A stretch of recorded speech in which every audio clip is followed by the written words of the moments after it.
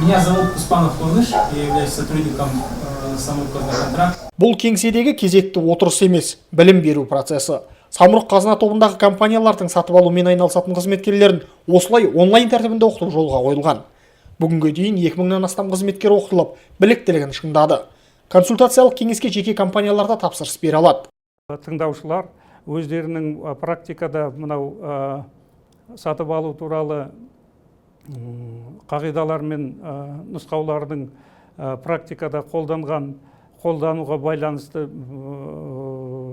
жинақтаған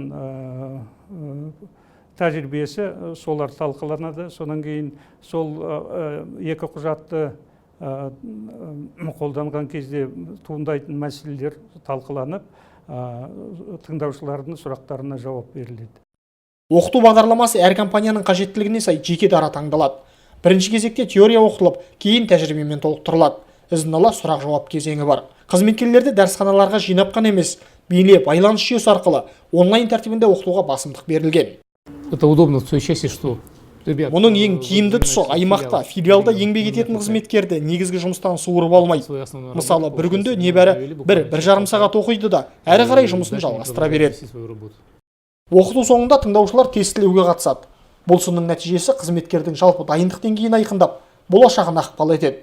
Өйткені сатып алулар сияқты ең жауапты іс тек жоғары білікті мамандарға сеніп тапсырылады.